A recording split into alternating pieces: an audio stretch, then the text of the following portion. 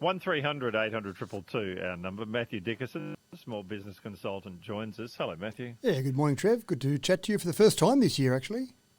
It's great to talk to you. Let's go back and take a look at why it was that JobKeeper was introduced. Yeah, sure. It was about the end of March, towards the end of March, that lockdowns were first announced, and obviously that had a dramatic impact on business, in particular some industries, cafes, restaurants, pubs, obviously the travel industry, all hit very hard. When you've been told that you aren't allowed to have customers come into your business, then for most businesses that's pretty tough.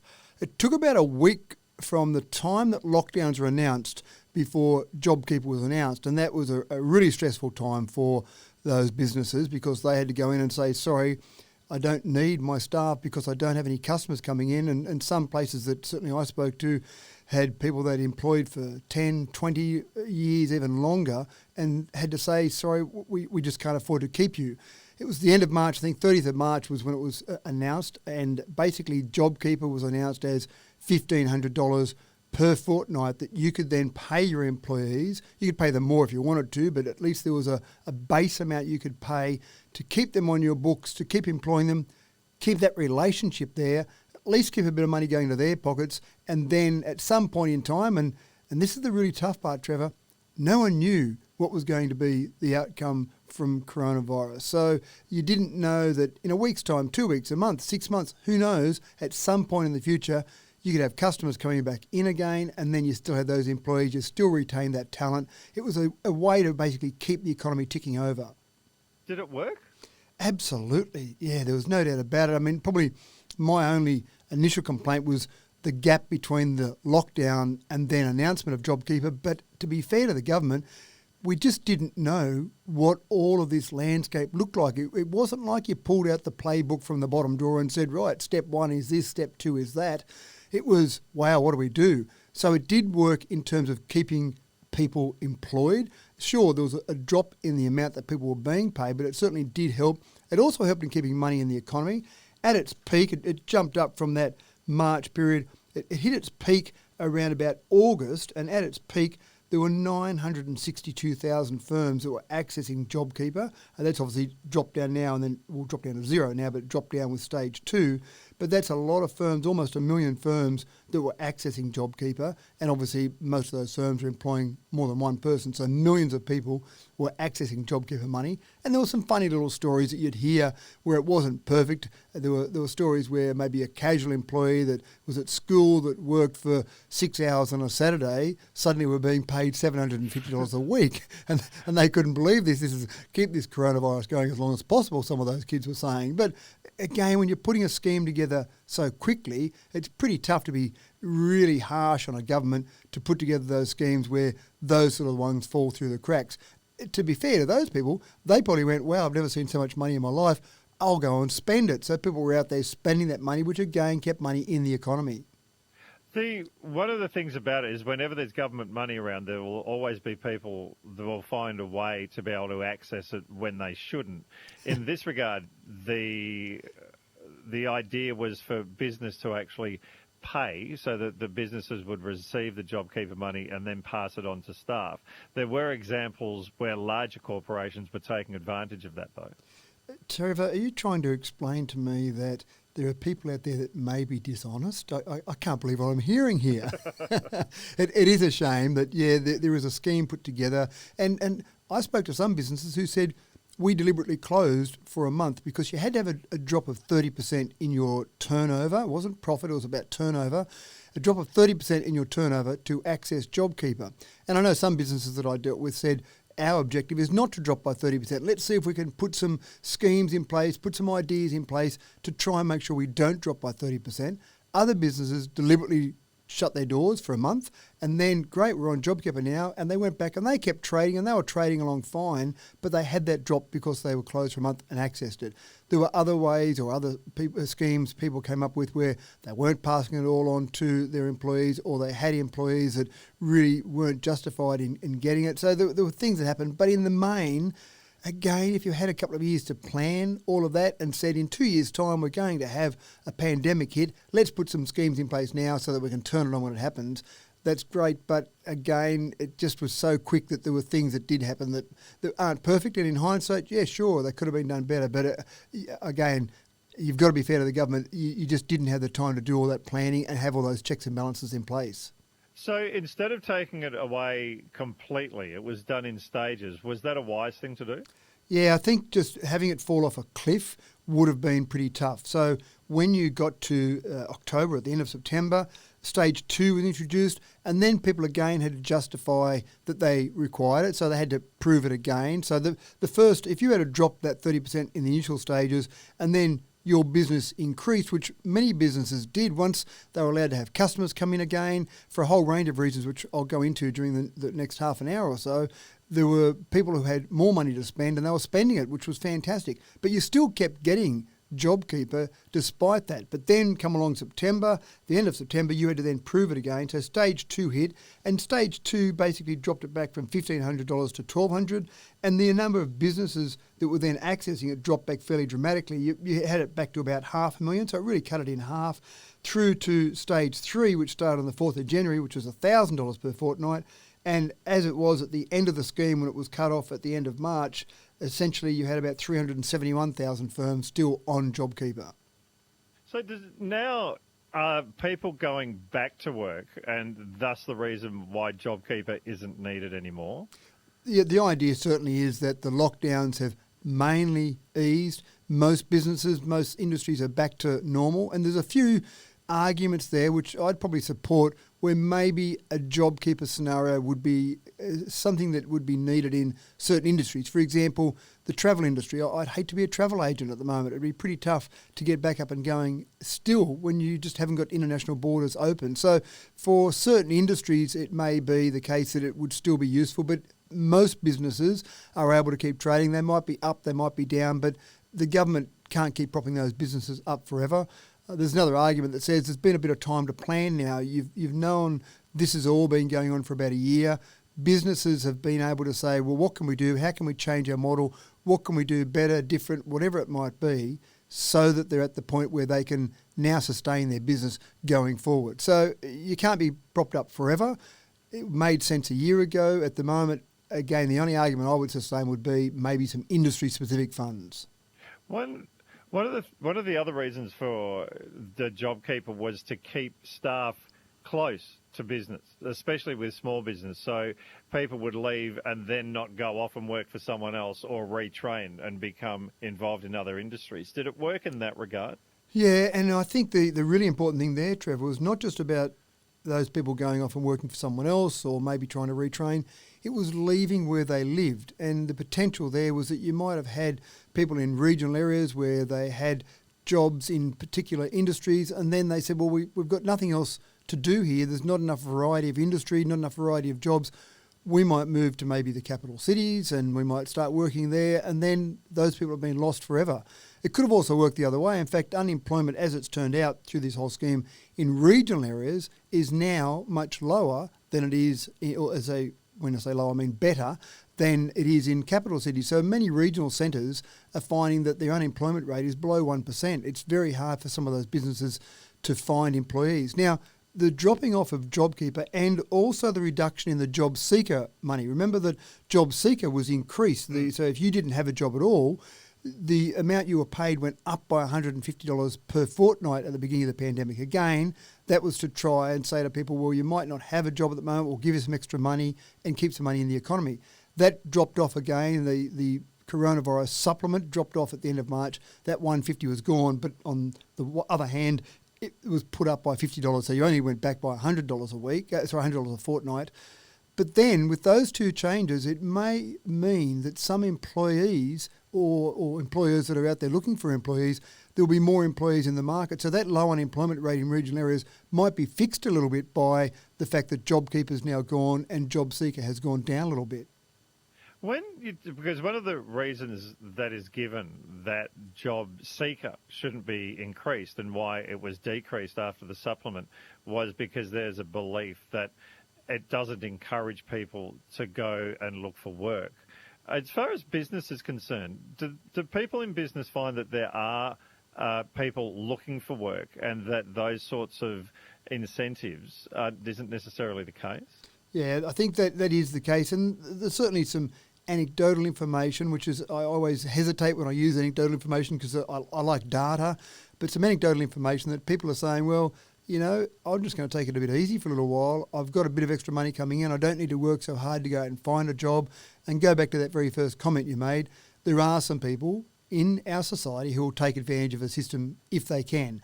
Now, I hope that's not the case. It would be nice to see, in a perfect world, JobSeeker would be more, but it would only be going to people who are genuinely in need of a job. But the problem is it costs all of us, it costs government a lot of money to have JobSeeker, and there are some people who take advantage of that system. With the drop-off there, it might be enough for people to say, you know what, I've taken it easy for the last few months, I'm going to go out now and really work hard to find a job, and there might be more people out there actively looking for work, and they might have to consider moving. It might not be a perfect world. They might have lived in a certain area and they say, well, there's not the work here that I thought there might have been, but I think if I move to another location, another area, then I'll find that work. And there is a bit more of an incentive if you're not getting paid as much now. And again, I know there are employers out there who are desperate for more talent, desperate for more people to apply.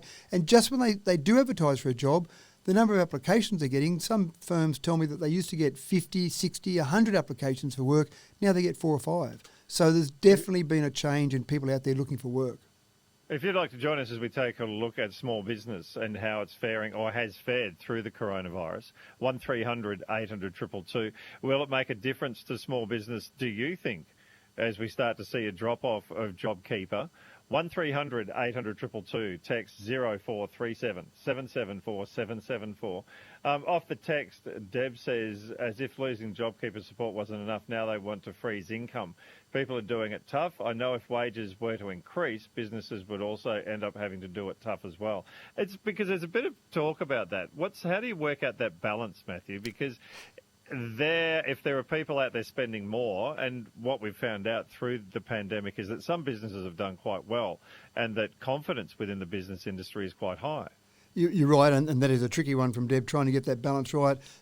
Trevor, I've got another hypothesis which I think is going to have an impact as we go forward.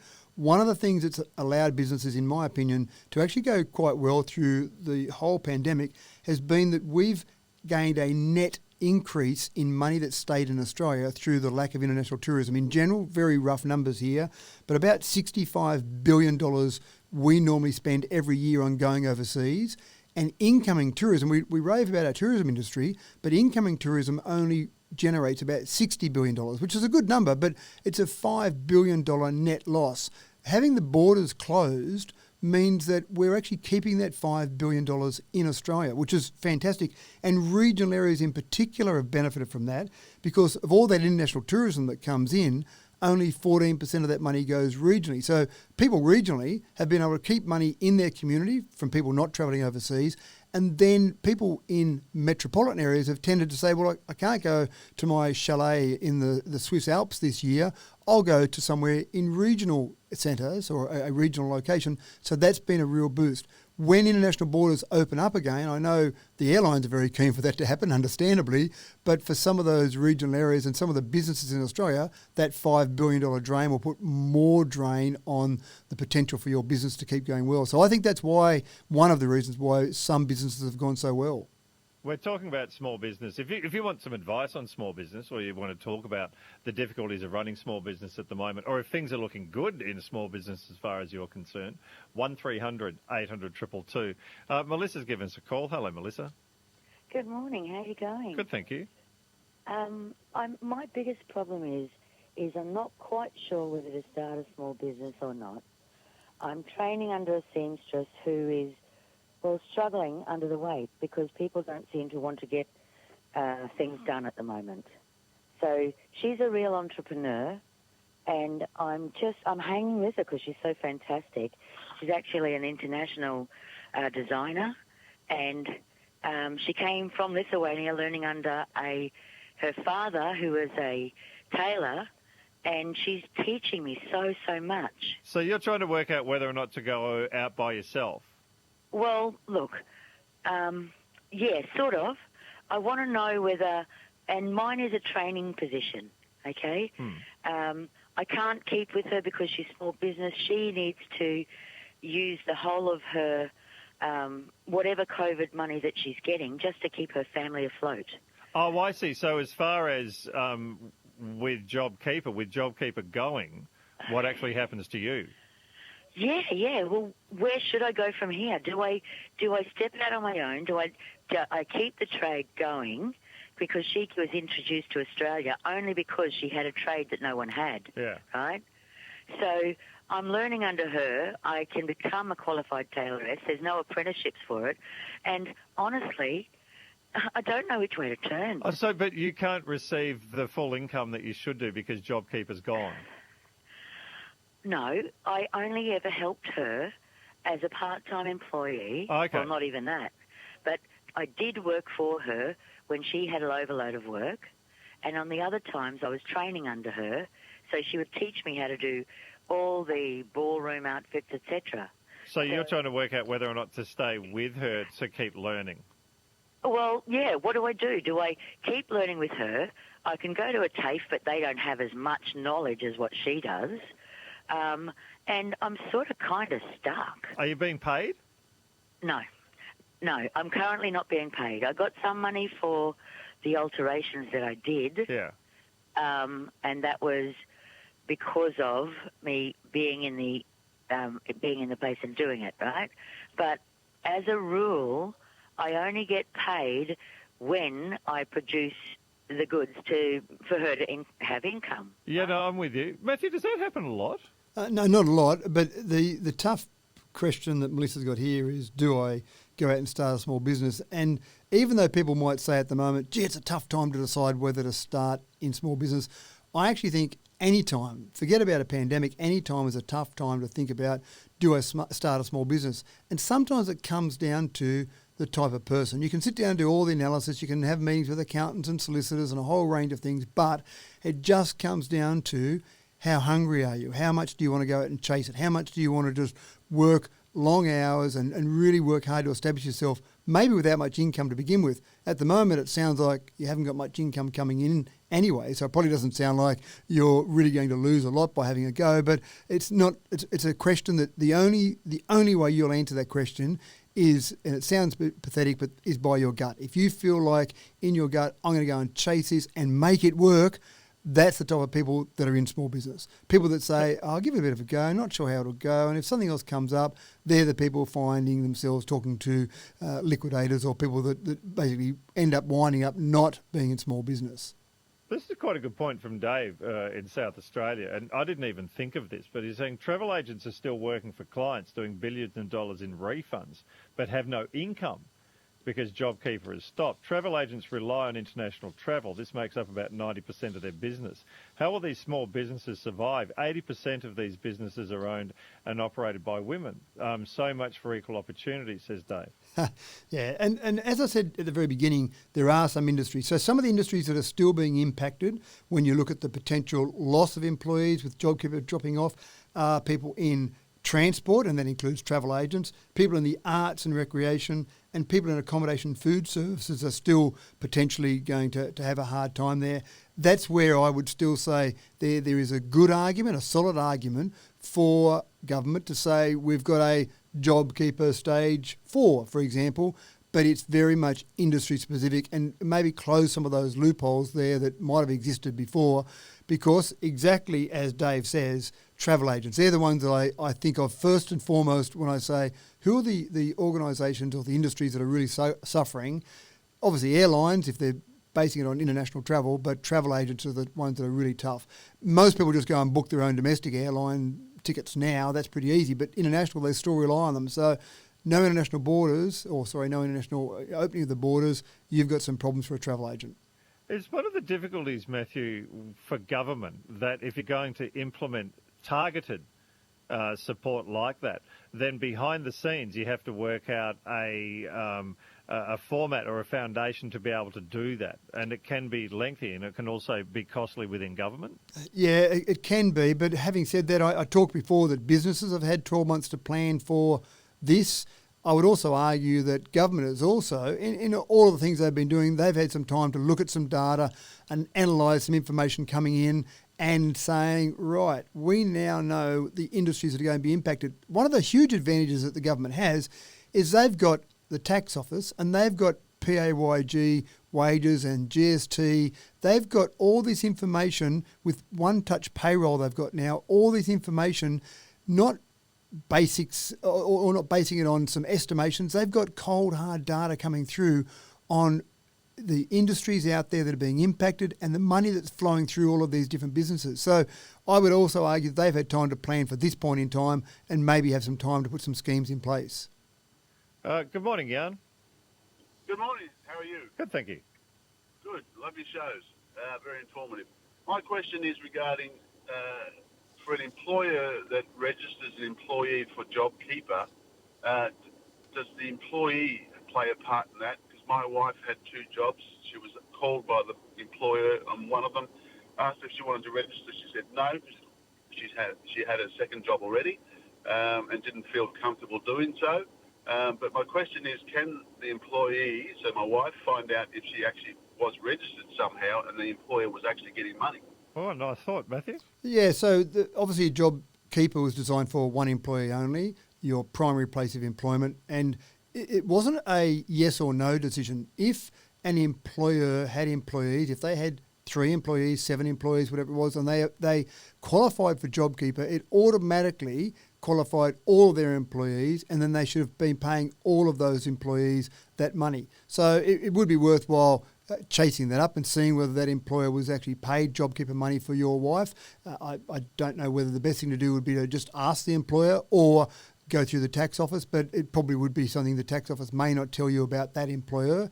But it is interesting because, again, they had to put these things in place quickly, as I've said, and sometimes some of those things might have just slipped through the cracks. So there may have been someone being paid money for your wife, but they weren't actually passing it on to your wife. It would be difficult to find that out, though, wouldn't it? Unless you went through an ombudsman or something like that. Yeah, and that's right. I'd initially have that conversation with the employer, give the employer the chance to talk about that, and maybe see if the employer has got some money for your wife there, but maybe your wife was being paid through that process anyway. So it gets quite tricky when you start to talk about multiple jobs, how many hours a week did you work at each job. Obviously, it was designed that you weren't being paid $7.50 a week by 2 employers. So if you were getting JobKeeper and the 2 employers both had it, it wasn't designed to double pay you. But I'm sure in some cases that may have been something that happened initially. Thank you very much for that, Jan. Gavin, good morning. Yeah, go, Trev. How you going? Good, thank you. That's good. Yeah, just wanted to inquire about JobMaker. My young bloke's got he's a sole trader in a landscaping business, and he wants to look at taking on a young fella. And I've heard there's a JobMaker scheme out, and I just didn't know anything about it. What are you doing about JobMaker, Matthew? Very little, Trevor. So I have actually heard a little bit of information about JobMaker, but I haven't actually had anything to do with it. And I think it's really just talking about exactly as you said. It's basically incentive for businesses to employ young people. So I think 16 to 35, they qualify as young, but I really know very little about it, so I do apologise on that one. I suppose the first thing I'd do is just jump on Google and have a look there, and then maybe talk to your accountant or your advisor to get some more detailed information on that one, but I've failed you, I'm sorry on that one. That's right. Gavin, is he in a position now to be able to do that, and is that because things are doing well? Oh, no, I think it's just natural progression of the business. It's just starting to ramp up a bit, and he just needs a bit of extra help, that's all. Yeah. It's just timing, I think. Yeah, and that's one of the things about small business is that knowing when you can start to take on somebody else and take advantage of whatever schemes there are out there, because there have been different schemes over periods of time to be able to give employment opportunities for young people, Matthew.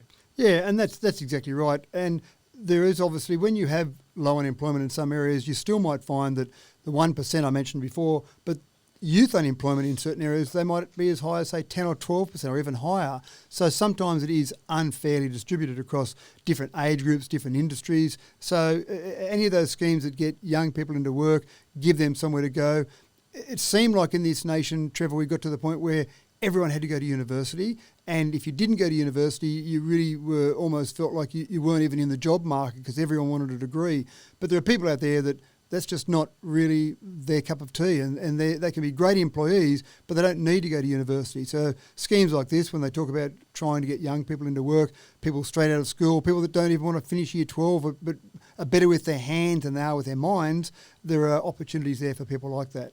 If you'd like to join us as we take a look at small business, 1300 800 222, either to do with JobKeeper or whether or not JobKeeper has had a good effect or a bad effect with small businesses or with businesses in your area, 1300 800 222. Or if you've just got a question that you'd like to ask about small business, give us a call. When history is made. It's all over. India have won. India have won magnificently. ABC Sport is there. He's over the halfway line. Vancouver coming. Game, set, bingo. Premiership. Commercial free. The Tigers are still the best team in the land. 3 flags in 4 years for Richmond. ABC Sport. On radio, online, and on the ABC Listen app. Peter sent a text in saying, I'm a job baker. When you take a look at the discoveries that people have had through coronavirus and lockdowns, and especially as far as being able to work from home is concerned, is that mainly affected big business or has it affected small business as well, Matthew? Well, I think it's had an effect on everyone. I think no one could have predicted just over 12 months ago how much everyone will be an expert on video conferencing. The promise of video conferencing. Remember the TV show 24? I thought that was about probably 13 years ago that first showed. And in that show, they used to have these wonderful video conference calls with people all over the world, and people said, that's the future of employment. We're all going to be sitting at home in our luxurious settings and just dial into work and everything will be fantastic. But it didn't really happen, even though it could have. Employers, for a whole range of reasons, said, I really want people in the office. I want to make sure they're not sitting in their pyjamas playing PlayStation, pretending to be at work. And then suddenly this pandemic hit and everyone worked out you could work from home. So that's going to be a bit of a struggle for some employers, getting some of those people back to work. And when I say a struggle, I don't think it's really that big a problem, because if people can be productive from home, save the commute time, make it a more relaxed environment, I think we will see more working from home. And I think there's a whole range of advantages for that. Imagine if, for example, 20% of people work from home and you took 20% of the cars off the road, just the congestion would be better in capital cities, just the pollution would be better. So there's a whole range of different things I think would be huge advantages. So hopefully, and I'm not sure we will, Trevor, but hopefully we'll learn long-term lessons from this and actually realise that we can do things differently. Doesn't it mean also that you save money on infrastructure? You don't have to have as bigger offices. You don't have to be able to, you don't have to necessarily provide computers, desks, chairs, everything like that, that there are savings for business there as well. Yeah, all those things. And I look at government departments. I mean, I've been to various government departments in capital cities, and you sit there and say, wow, this is a fantastic view you have out across the harbour here. And then in the back of my mind I go, well, I'm paying for this. What's this costing to rent this particular piece of real estate compared to someone basically using their home to do the same thing? So do you need all that office space? Do you need all that infrastructure? Do you need the transport infrastructure to get people in and out of the city? So all those things, all these promises, Trevor, we've had about this remote commuting, but it just hasn't been delivered upon. But now we realise we can do it because we had to, but will we keep doing it? And I'm not convinced we will, but I hope we do look at that a bit more seriously. Bob, hello. Good morning. I did my son's tax for him last year, and he'd been on JobKeeper, and it automatically populated when he started to do the return. The tax department had automatically put his JobKeeper payment as part of his income, so it showed up on his tax return straight away how much he'd received in JobKeeper. Oh, so what you're saying that a person if they are paying JobKeeper then or they've received JobKeeper, it needs to appear in taxation. Yeah, it'll appear automatically. The taxation department will automatically populate it onto their tax return, so they'll be able to see that part of their income has been JobKeeper. Oh, okay. Matthew? And that was, so Jan's point about whether or not his wife was being paid. I think Jan's concern was more whether the employer was claiming an employee but not doing it. But hopefully that's a good point that Bob makes, that it may well have, if he was claiming it for his wife, or if that employer was claiming it, then it may well show up on her tax return, and then she says, hold on, it shows up here but I haven't been paid that, and then maybe that's a bit of an indicator there. So, yeah, good point, Bob. A text here from Matthew saying JobKeeper is it too late to register retrospectively? I'm self-employed, sole operator, and suffered a 30% drop in turnover, but didn't register at the time. Yeah, that's a good question. I actually think it is. I'd certainly talk to my accountant about that, but the whole idea was to get into it, register, make it all happen. I suspect the government would now say, sorry, you didn't do it at the time, you might have missed the boat. But I'd check that one with the accountant. It's an interesting one because there was so much talk around JobKeeper. I would have hoped that anyone that was potentially eligible for it would have jumped onto it straight away.